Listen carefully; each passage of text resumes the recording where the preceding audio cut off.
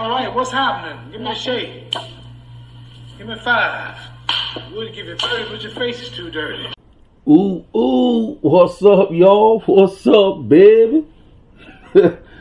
Kyle back up in the house, y'all. Shout outs to all you warriors out there, all you do-gooders, do-batters, all you young champs, all you old champs, all you female, male, in the ground, all around, without a sound champs. Y'all keep doing your thing to your fullest ability. But y'all, I gotta address something. It ain't nothing big, but it's about boxing because we love boxing.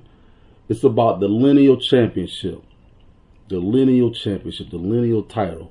I was having a discussion with some young Bama, some young joker online, and I suppose he was a new age fan maybe, or a newer fan, and he just could not get the importance of the lineal status, which I see a lot of fans don't seem to understand it. Now I know y'all boxing fanatics like myself, you boxing heads like myself, we understand the importance and try to research it as much as we can. But for everybody else, let's go ahead and make a quick one about it. All right, bam. The importance of a lineal champion, y'all. A lineal status. A lineage denotes it signifies a history, a pedigree, a legacy, a seed line in some cases, or a bloodline in some cases, right, for families and stuff. So the greater your lineage, the greater really your history, the greater your potential, the greater you're supposed to be.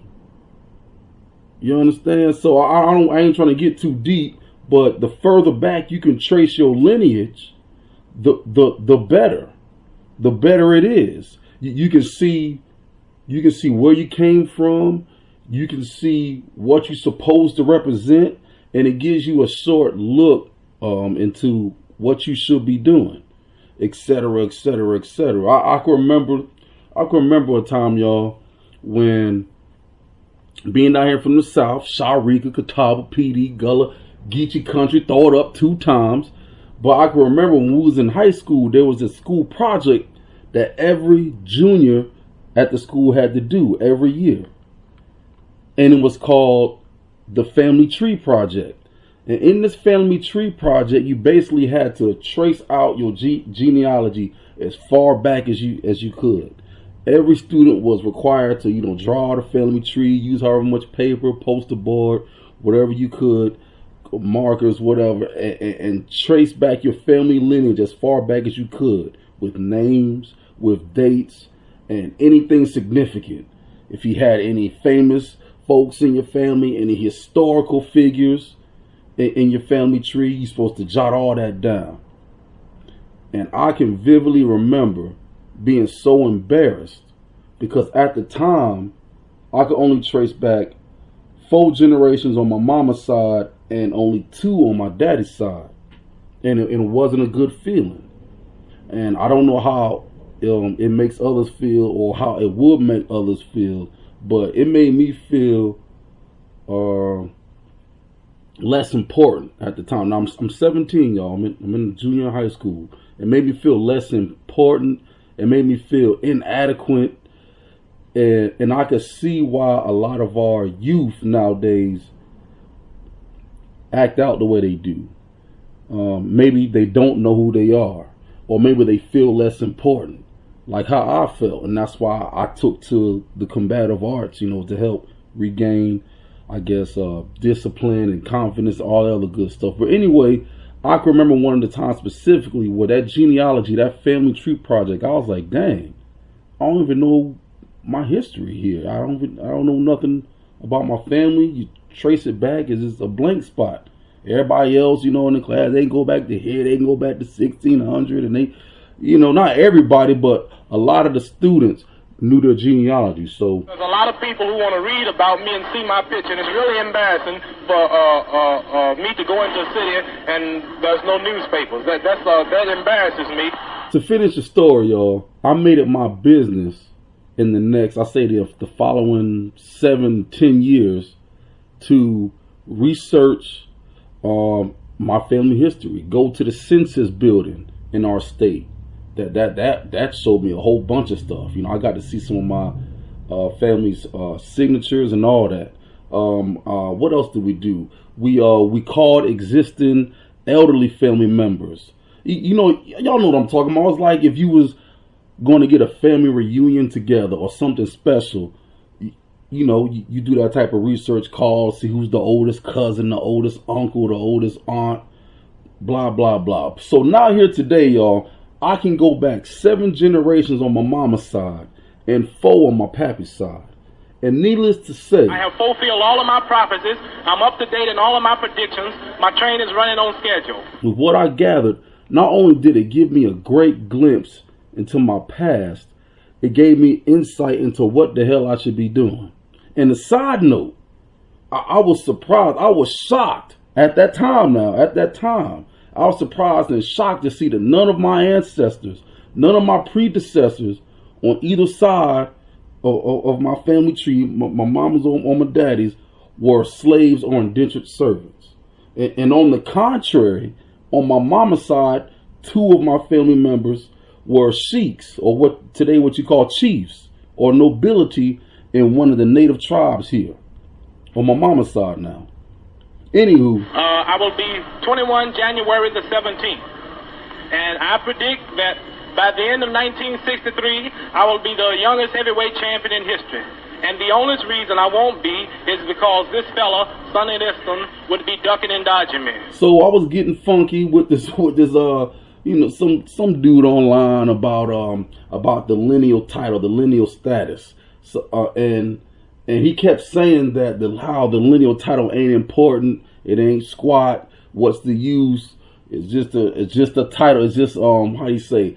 He was saying that it's just only in word, like it's made up, like it's a Mickey Mouse title or something, you know. So I had to tell him, well, look, good sir, look, bad sir. Without a lineal champion, we have no glimpse, we have no history to how great, you know, that championship is, past, present, or future. Time again throughout history, specifically in this conversation, throughout boxing history, the unified and undisputed champion sometimes is all one and the same now. Sometimes it's all one and the same. But if he isn't, we'll seek out the lineal champion. And that's all about prestige. That's all about legacy.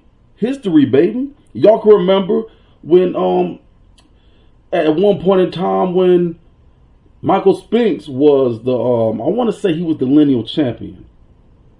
And Mike Tyson was, I think, the undisputed champion. Even though we knew he was past his prime and everybody knew it was most likely going to be a slaughter, but it's almost like it's understood. You the man to beat the man. You got this status. It's my job, my duty as a unified or undisputed champion to take that status from you, to be a part of this great history. Y'all, the boxing heads, y'all understand. Everybody else, just try to get with it. Just be receptive right now. Sucker, look at you. Now, granted, the lineal championship or title or status has been broken a handful of times, but we keep the line as closest to where the line straight off from. Now, y'all correct me if I'm wrong, but Lennox Lewis was the last time that the lineal status or championship was broken in heavyweight. I think Lennox Lewis retired after he beat Vitaly Klitschko, relinquished his titles, and I think they even honored him by giving him emeritus status or emeritus status.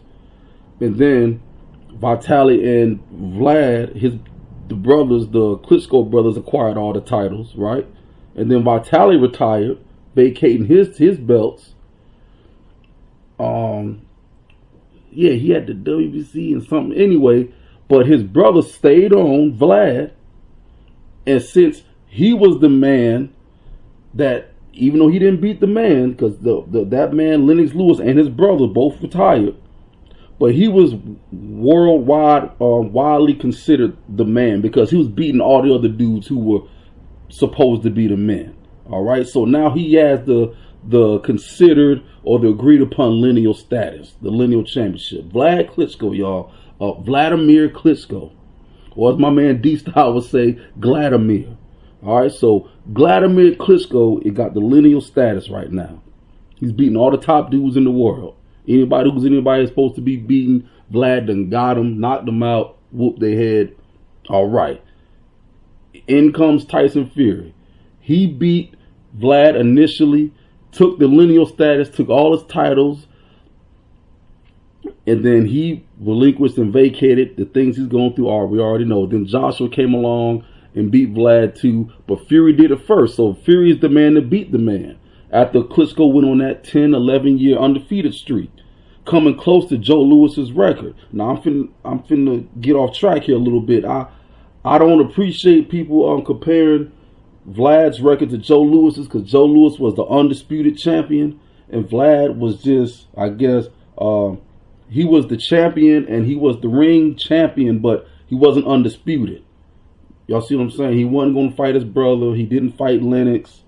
I mean, and then he had an opportunity to go get those 2 belts, or either 1 belt that his brother vacated. I'm talking about the major four, y'all, to become an undisputed champion, and he didn't. I think Stavern had it, or Areola. Anyway, Wilder got it right before he fought Fury. So y'all see what I'm saying? Anywho, I just don't like that record being compared with. There's the undisputed champion that defended the title and had it for this long, and then you got a unified champion, which is not bad, but a unified champion is under an undisputed champion. Y'all gotta understand the hierarchy of champions. Excuse me, title holders. Then there's a champion, but the highest man, in my honest opinion, is the undisputed lineal champion. He's 2-1 because he's gonna start out the man that beat the man, so he beat that man. Now he the man. And he has all the titles. He's undisputed. He's the champion. Everybody else is just contenders, or what they call them now, silver belt qualifiers, whatever.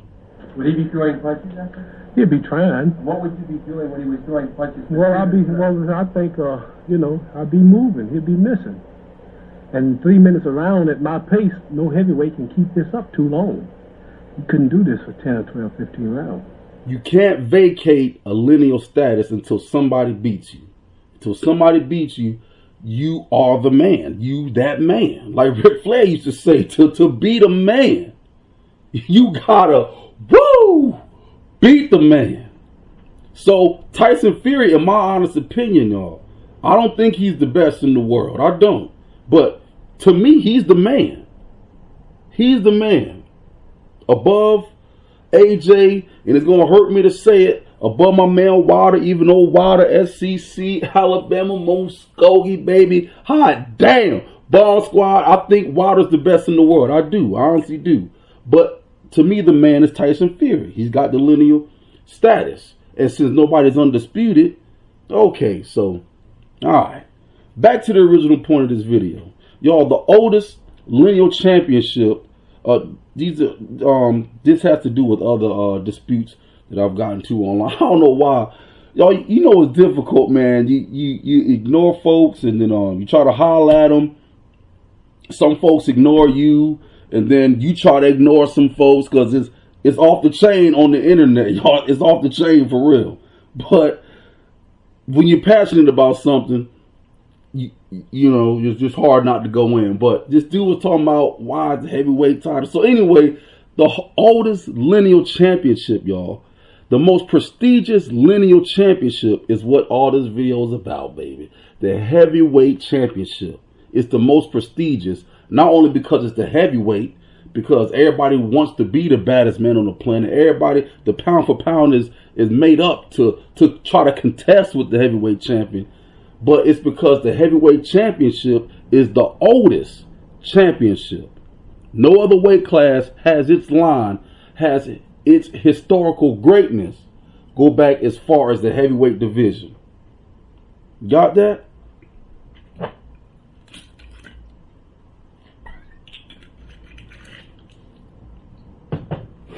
And to prove that, we're going to use another volume of Encyclopedia I have here. Shout outs to Porter. Shout outs to, who else got this volume for me? Shout outs to Porter. Shout outs to Poochie. Shout outs to Papa Roy, who helped me get this this collector's item. I love to collect encyclopedias, y'all. Y'all should know that by now. But the World Book Encyclopedia, the letter B, volume 2. All right. Copyrighted 1987, USA, World Book Inc. So, to prove what we're saying is true, y'all, we're going to go straight to boxing. Because we love boxing. All right.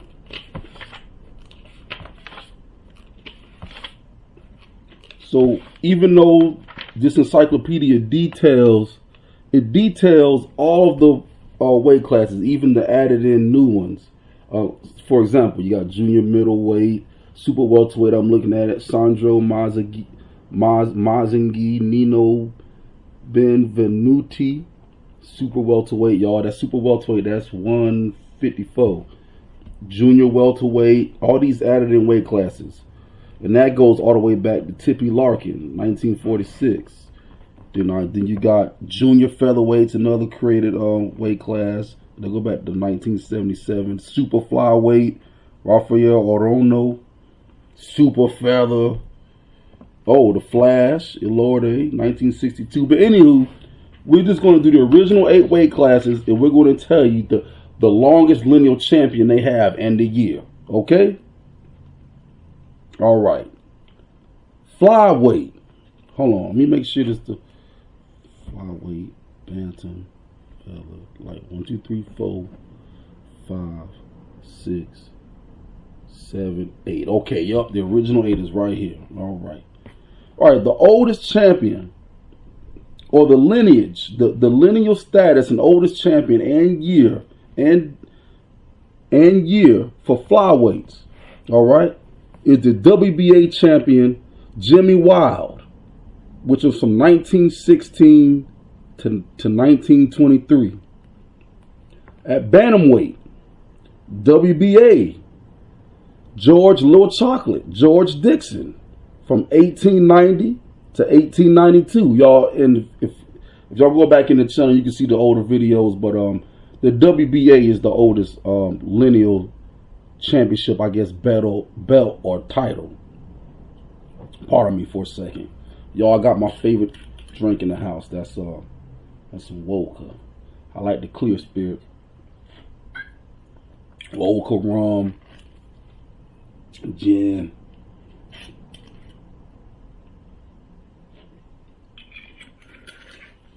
Cheers.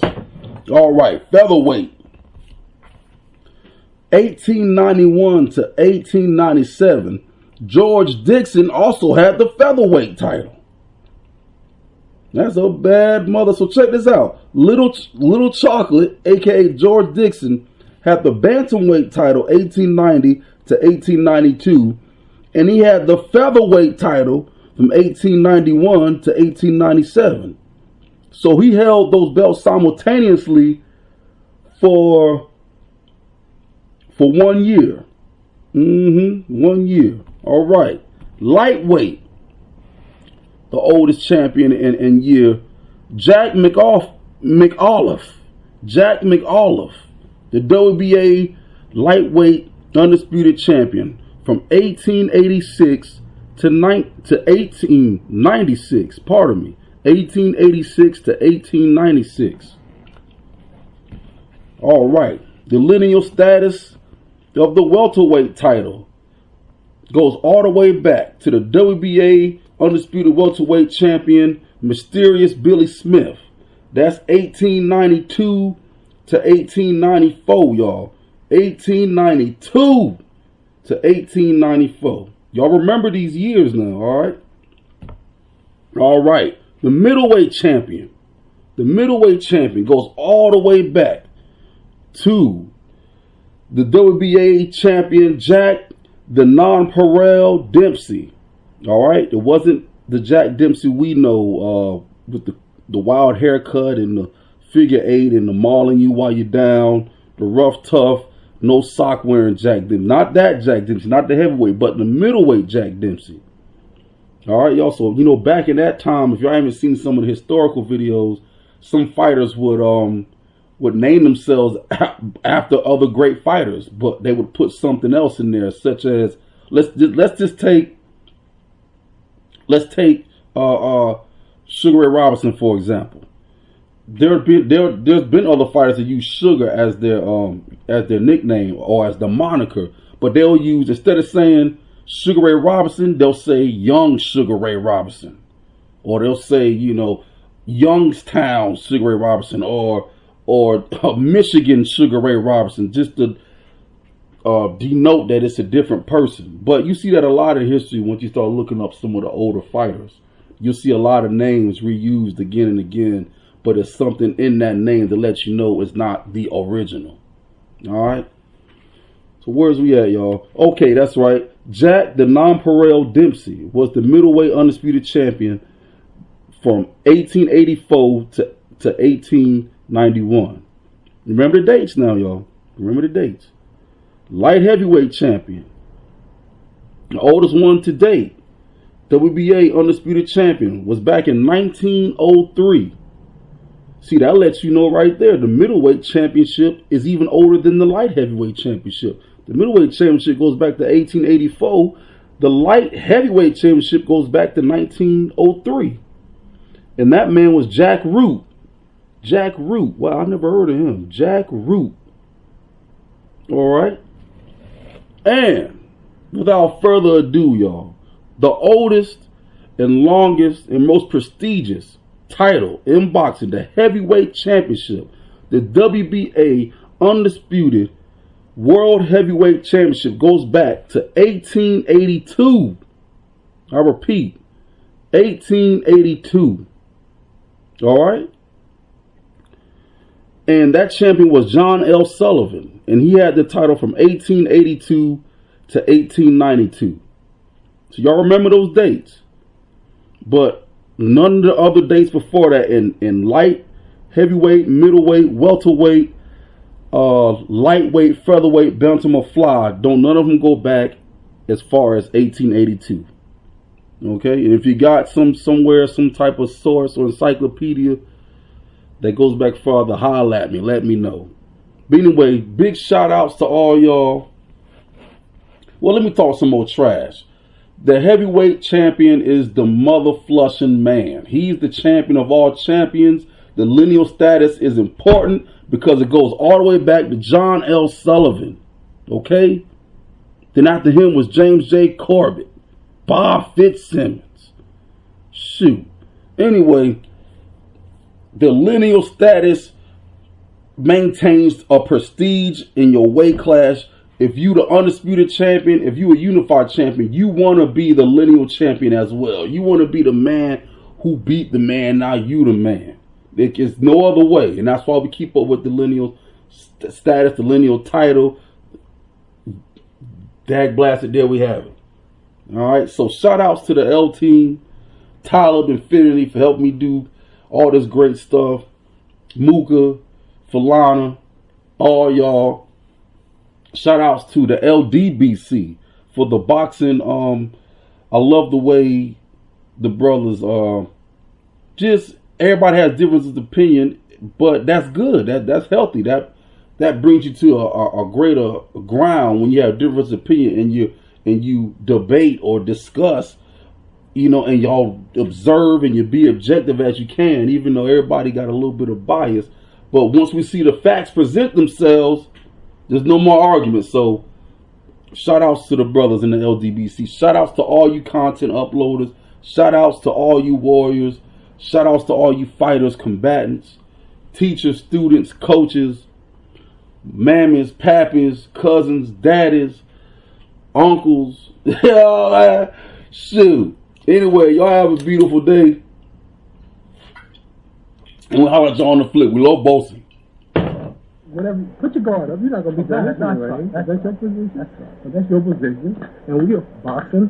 And for a minute, I'm doing the show. You're not as dumb as you look. That's right. That's right. That was pretty good.